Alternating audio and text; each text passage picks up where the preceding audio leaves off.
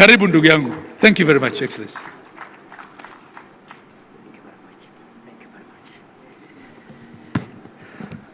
This side. Thank you very much, Chair. Is it on? I request that we get seated.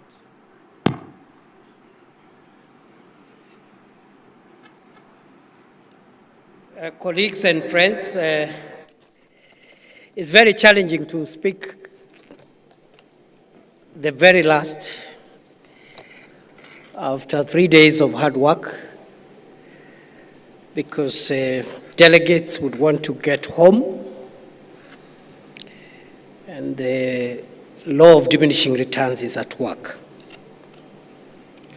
But it's also an opportunity and a benefit, because for the same reason that we all want to get traveling home, concentration capacity is at its lowest, and therefore the last speaker can get away with anything. It is with great optimism I deliver these remarks at the conclusion of a very successful 9th Devolution Conference held in this beautiful and vibrant county of Homa Bay. I commend the Homa Bay County for once again demonstrating its capacity to host national events with excellence and distinction, having only recently hosted the 2025 Madaraka Day celebrations with remarkable success. The warmth of the people of Homa Bay, the efficiency of the leadership of Homa Bay County, and the flawless logistical arrangements enjoyed here speak volumes about what devolution can achieve. This conference, therefore, comes at an opportune time, resonating with the hopes and dreams of every resident of this county, for its testament to the true spirit of devolution and the vision of equal development and opportunity across the length and breadth of this great Republic of Kenya.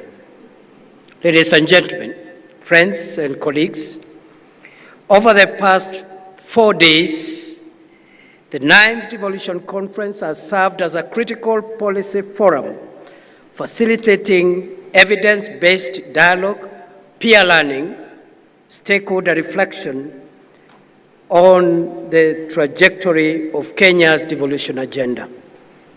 Participants have rigorously interrogated data, shared subnational innovations, synthesized citizen feedback, and reaffirmed our collective commitment to embedding equity, inclusion, and social justice into the fabric of the devolved government's structure.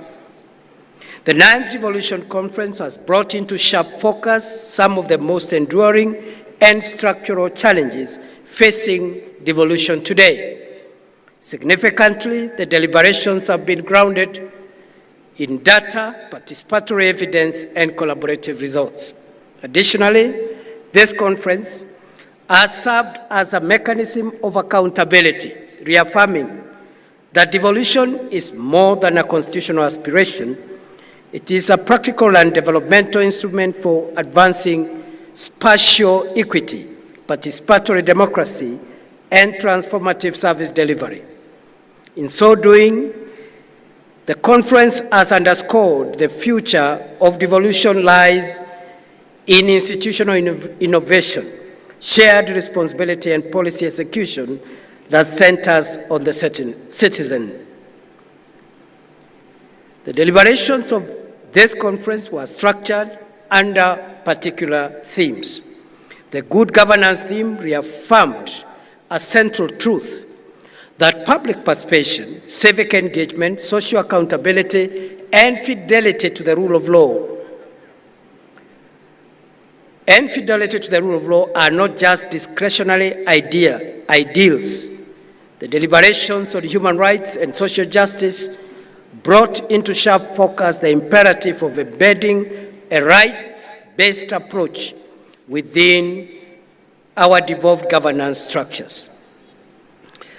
As we bring this year's Devolution Conference to a close, I reaffirm the national government's unwavering commitment to strengthening devolution, because devolution remains our most powerful tool for driving inclusion, equity, and social justice for us prosperous Kenya.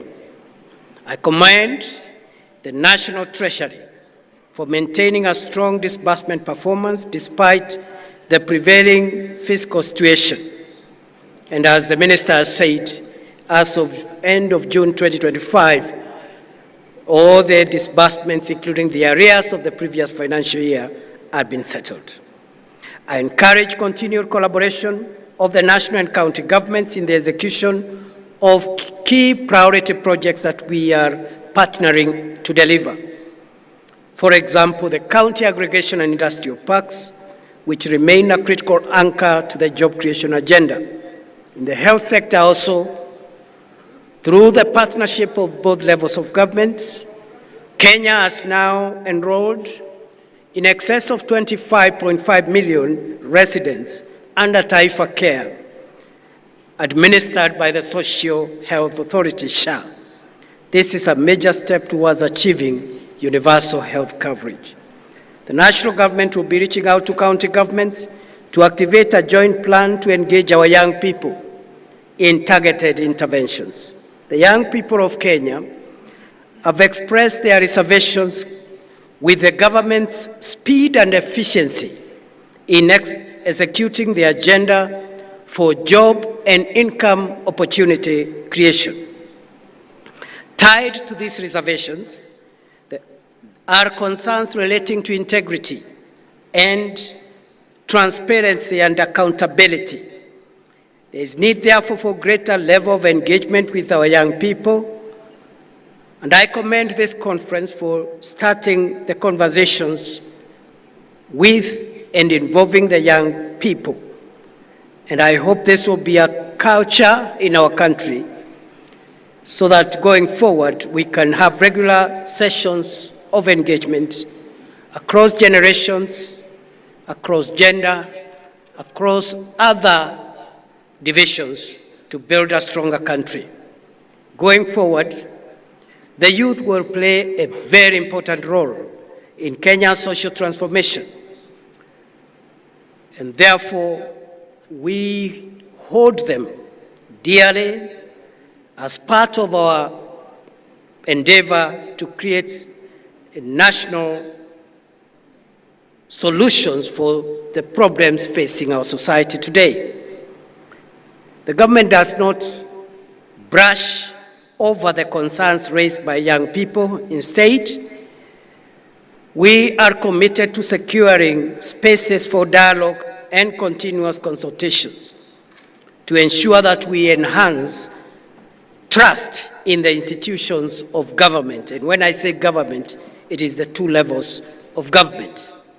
This we must do in concert, not in confrontation.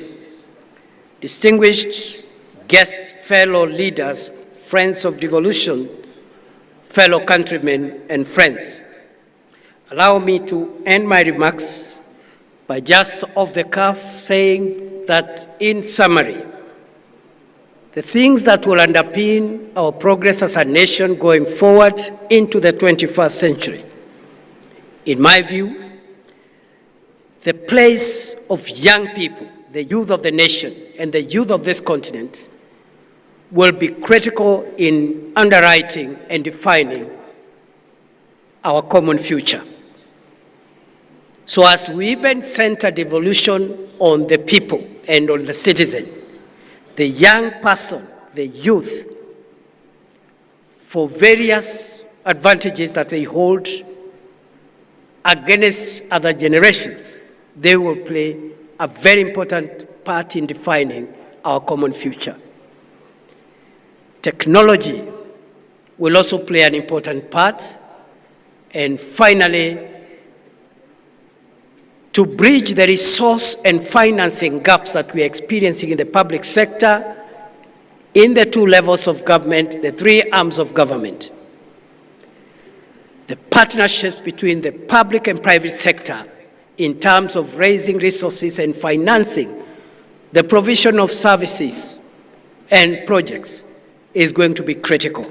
And therefore, the youth, technology, and partnerships will define Kenya's and Africa's 21st century. Secondly, I say this without any fear of contradiction, that of all the innovations of the Constitution of Kenya 2010, the most profound innovation and the crown jewel of our current Constitution is devolution. And this is a good opportunity, therefore, to pay tribute to a great son of this county, the late Dr. Crispin Odhiambo, who laid his life in the fight for a devolved Kenya and a more equitable Kenya. And I have had the moment to witness the remembrance that has been placed by the county government of Homa Bay and the Council of Governors at the Bay in honor of a great son of Homa Bay, Dr. Crispin Odhiambo. May his soul rest in eternal peace. I am also conscious of the milestones we have achieved in the last so many years under this devolved system. The structures and the relationships among institutions are work in progress, and there are a lot of positive stories around devolution. The latest achievement has been the signing into law of a bill granting financial autonomy to our county assemblies so that they can provide effective, as opposed to vindictive, oversights over the executive at the county level. We hope that the county assemblies will use those resources to perfect their constitutional role of oversight and also of representation and legislation. The threats that face us going into the 21st century, number one is corruption and abuse of resources meant for the provision of public services, and this affects both levels of government, the national government and county governments. It affects all the arms of government, the executive at both levels, the legislature at both levels of government, and the judiciary, which is not devolved. No one is spared. It affects and it has permitted into private sector, civil society, academia, and into the citizenry of our country.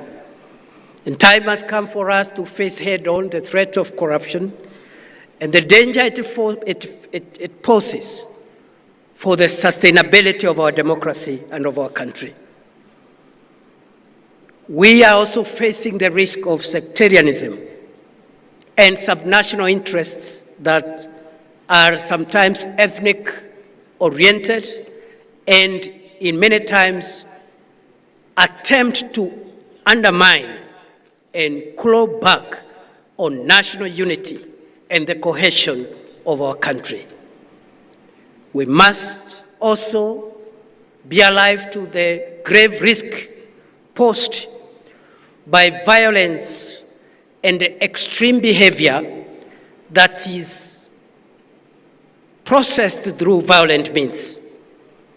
And therefore, violent extremism today is not around religious fundamentalism only, but we are witnessing also political intolerance and extremism, where disagreements on national issues, including national problems, are processed through violent behavior. That, in my very humble submission, fellow Kenyans, poses grave danger to the sustainability of Kenya and Africa as we move to the 21st century. Therefore, the triple risks of corruption, sectarianism, especially ethnic sectarianism and violent extremism, including politics and political issues being processed through violence. Those three risks stand on the way to our prosperity as we look into the 21st century. But as I have said, good people, we have the benefits, the advantage, the resources, and the logistics of a huge and educated young population, a hub for technology and innovation in our country, and the growing harmonization of the resources across public and private sector to produce enough resources to deliver services. We have a good constitutional order whose crown jewel is devolution, and increasingly the relationships between all institutions in devolution is work in progress, and there's a lot of success stories for us to learn from. It is therefore a great privilege for me to stand before you, fellow Kenyans and friends, in this land of Homa Bay County, a land that has produced very many great Kenyans, the late Tom Mboya, a great nationalist who fought for the independence of our country. We recently buried Mama Phoebe Asio, who did a great job towards the empowerment of women and the recognition of equality across gender. But we have present-day heroes. What our sister Gladys Wanga has done is to affirm and confirm that what a man can do, a woman can do better. My sister, you have dignified the leadership of women. Going forward, let there be no doubt about what a woman can do as a leader. We applaud you, and you're a good example to our sisters and our daughters, so that we can know that a woman is just as good, if not better, a leader than the rest of us. So thank you very much, Gladys. But we have our great son here of Homa Bay, John Buddy, the first National Treasury Minister from this region, courtesy of President William Ruto. The first National Treasury or Finance Minister from this part of the world and this part of the country, who in a record 1 year has turned around, demystified the National Treasury, simplified the complexities around public finance in the National Treasury, and with the support of the President and the rest of his colleagues, those of us who sit with him in cabinet, John Buddy is on the way, is on the road, in my estimation, of becoming perhaps one of the best finance ministers Kenya has ever had. Thank you, John. You have our support. I know we have other leaders here. My brother Moses Kajwang, my high school mono of many years, has also done a good job as a young person. He's now a very experienced senator, and he's come out as a very strong and principled leader, very articulate, issue-driven. He's never petty. I salute you, Senator Moses Kajwang. And I think Homa Bay has done very well. We have our colleagues in the National Assembly, all of them great people in their own right. But because we are in Homa Bay town, the contribution of George Opondo Kaluma as a parliamentarian has been quite profound. We salute you, Mheshimiwa Kaluma, and the other colleagues from this region. You've done us proud.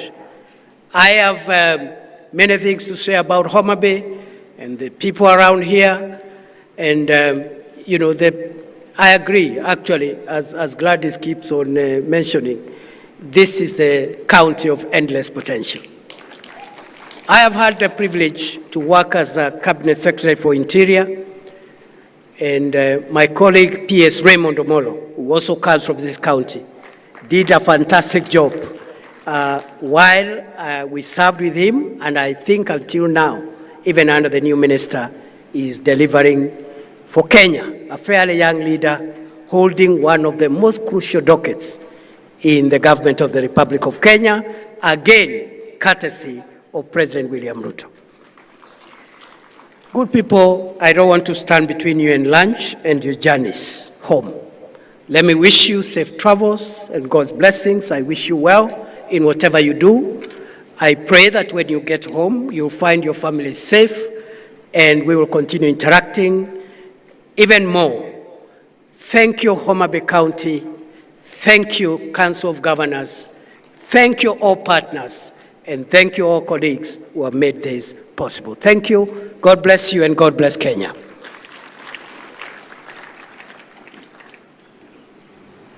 Your Excellency, we will kindly request you to remain up on stage as we do the launch. And I am reminded